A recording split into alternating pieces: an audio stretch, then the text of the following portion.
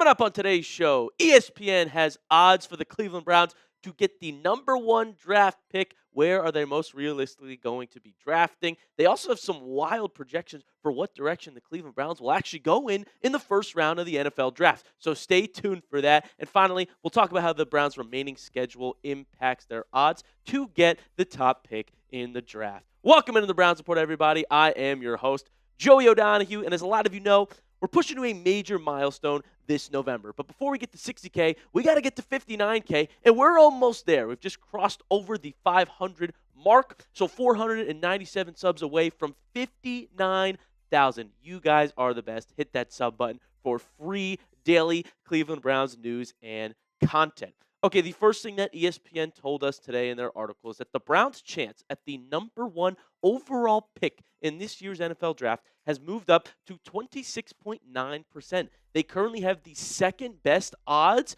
of every team in the National Football League to get that number one pick, which is honestly quite surprising, quite shocking, not only considering that their defense has been really good, but considering how many other bad teams there are in the league with awful records, even worse than ours. And our chances at a top 5 pick seems a little bit more realistic, that it might not be number 1, but it's definitely going to be in the top 5. 82.6% chance that Cleveland finishes the year with a top 5 draft pick. So what are they going to do if they do have a top 5 pick, if they do have the number 1 pick? Well, ESPN weighed in and said who the Browns would take with that number 1.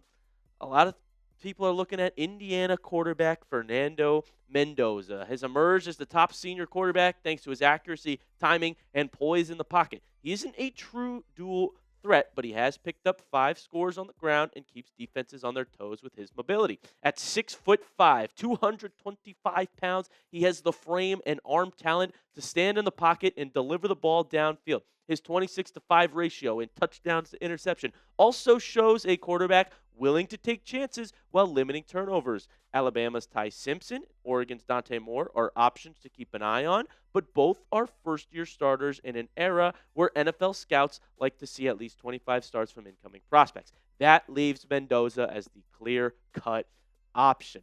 Lot to unpack here, Browns fans. I do love what he was saying about Mendoza's size, his frame, and ability to take deep shots. Is that not everything that we're lacking right now in Dylan Gabriel on the Browns offense?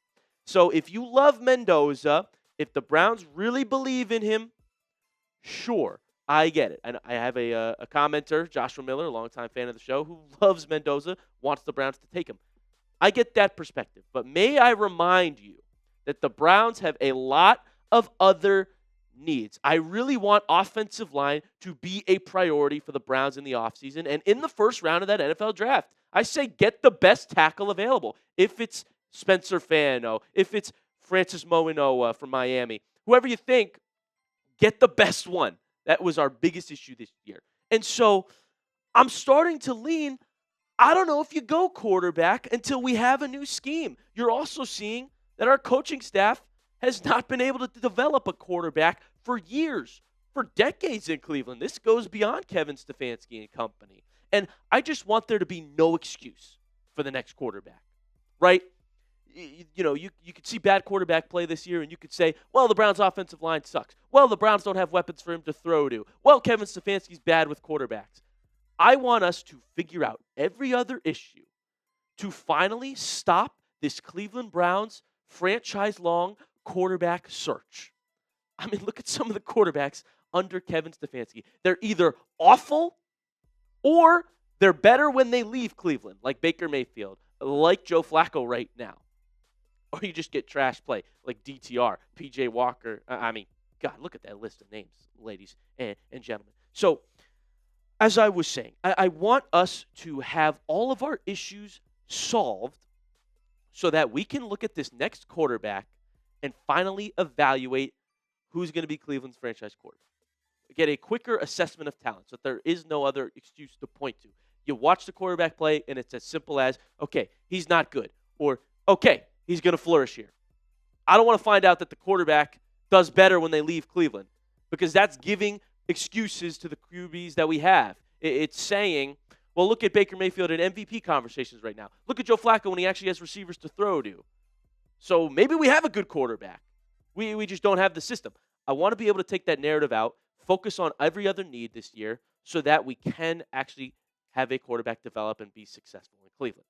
What does ESPN's Dan Graziano say about Shedeur Sanders and Dylan Gabriel if the Browns do have the top pick in the draft? He says it's probably the end of the road in terms of their chances to be the Browns' long-term starter, unless one of those guys makes it clear over the second half of the season that he can be the franchise quarterback. The Browns would almost certainly use the number one pick on a QB they believe could be just that. Maybe one of them would stick around as a backup or start while the rookie gets up to speed, but that would be about it. I disagree with ESPN here. I don't think it's fair to say that. We haven't even seen Shedeur Sanders play a single snap, and he's ready to say it'd be the end of the road for him? Doesn't add up to me. This is why it's essential you evaluate Shedeur so that you have an inkling going into the NFL draft if you should be taking a quarterback. You drafted 2 rookies last year. You're telling me that we're not going to see one of them at all, and that would just be the end of his story? Obviously, it could be the end of the road for Dylan Gabriel. I would not argue that. If you told me the rest of the season pans out as it has, sure, I'm ready to move on from Gabriel from what I've seen so far. But number 12's journey can't be over before he's even played a single snap. Where's the logic in that? Get Shedeur out on the field. We've got 8 games left. At least give him half of those if you're talking about drafting a quarterback. We haven't even seen the one who was projected to be one of the top quarterbacks last year, and it's the second rookie we drafted in that draft. I will say this, because I know a lot of people understand that I am a big fan of Shedeur, and I want to see him get out there and help the Cleveland Browns succeed. If they do give him a fair shot, and he looks bad this year, I would understand bringing in another quarterback. But that, like I said, is with the preface that we actually see him play at least a few games this year. And if I don't see any flashes like I don't see with Gabriel, okay, get me Mendoza. But that has not happened yet. We have not even seen him play a single snap of offense nor get reps in practice with first teamers. So I say let's let that happen first before I fully make my claim that I'm ready to draft a quarterback. I'm not just there yet. Ben Solak actually puts my point in perspective. This is part of the ESPN article. Tell me again why I should be excited about another Browns pick for a quarterback. Cleveland is a good candidate to quickly leap in relevance with a strong rookie passer, as that defense is ready to shred and has been for years. But I've done one too many cycles of this guy is the guy in Cleveland to be enthused about doing it again. If I'm that jaded, imagine how Browns fans feel. Oh, we feel it big time, Ben, Mr. ESPN, man. We have been on the search for a franchise quarterback essentially the entire existence of the Browns franchise. I mean, since Otto Graham, probably, the Browns have not had a franchise quarterback. And when we finally looked like we might have in Baker Mayfield, well, we let him walk. And that's part of the scheme issues that I brought up earlier in this video. And this is my point exactly. Don't waste another top pick on a quarterback if you're just going to make him into a bust, as you have done for years and years and years in a row. I think the issues of offensive line, coaching, and receivers should be addressed in the first round of this NFL draft. Like I said earlier, I don't want there to be any more excuses for the next quarterback. I want a clean slate where you can clearly get an evaluation of, is this quarterback good or not? It's kind of a blurred line here for the Browns. Like Flacco played awful for us and is doing better. So that's kind of where I'm at, just because of the lack of success Cleveland has at evaluating and picking quarterbacks, and we're seeing it with Dylan Gabriel now. What say you, Browns fans? Should the Browns draft a QB in this draft? Type Y for yes, type N for no. Again, if the only way I'd see it, if you really love Mendoza, if you really think he's the guy, okay, I'll let you do what you do.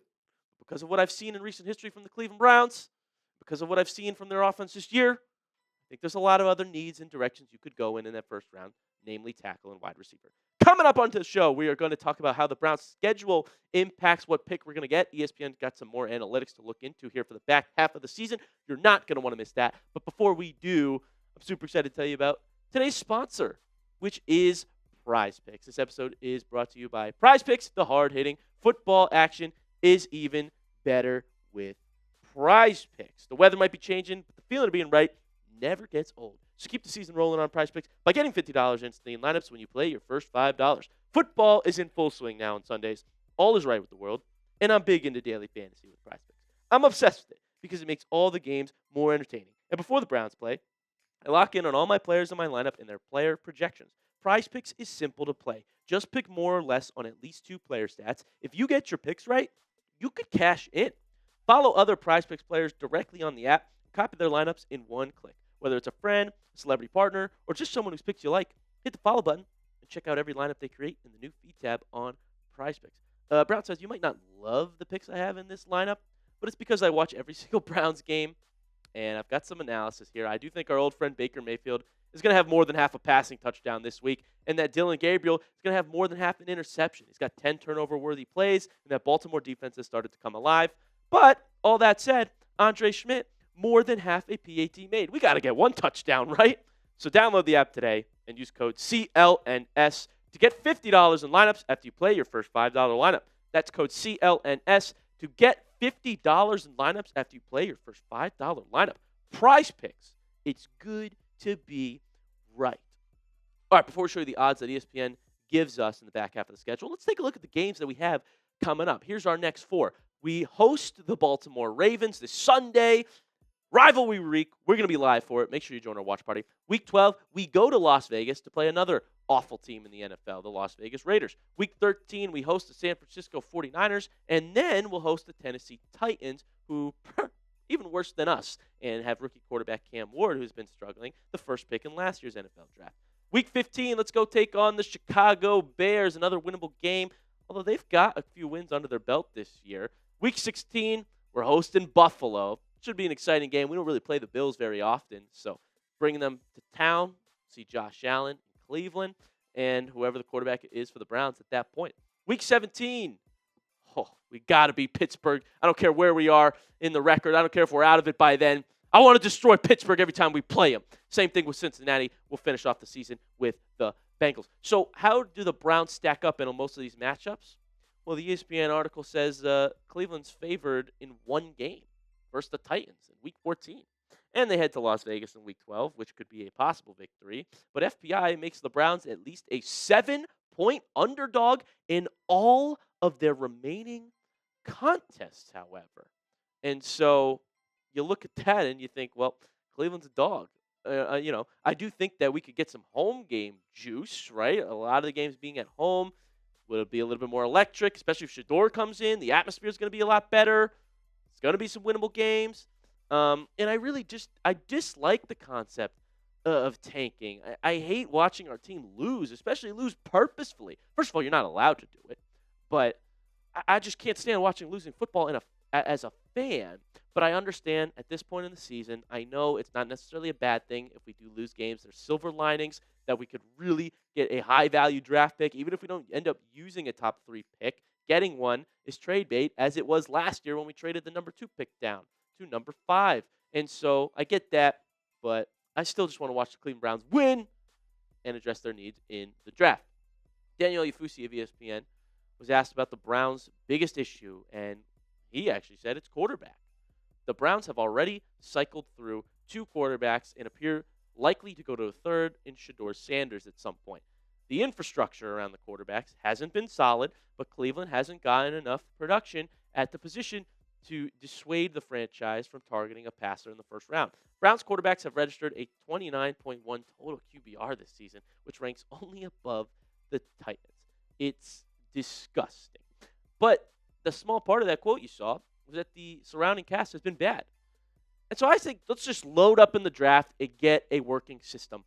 Quarterbacks have been bad for us year after year after year, and I don't want there to be an excuse. That's my main point here. So load up in the draft, figure it out, clean house potentially, get Stefanski up out of there, and let's just get a better system where a young quarterback can come in and actually develop correctly. What do you think? Be the GM. If it's still Andrew Berry by draft night, be Andrew Berry. What position do the Browns need most in that first round? Is it quarterback? Is it wide receiver, offensive line, cornerback? Or do you have a completely different one in mind? And no, we cannot draft a head coach. So pick a position group, comment it down below. Curious what the Browns fans think and what you want your team to do come draft night. Folks, thank you so much for tuning into this edition of the Browns Report. Like I said, hit that subscribe button. We're pushing to 59,000. We're so close. If you want constant updates on the Cleveland Browns, if you want to know what they're going to do in the NFL draft and when breaking news hits, you're going to want to be subscribed and have your notifications on to be the first to know. So thank you so much for tuning in, and we'll see you next time.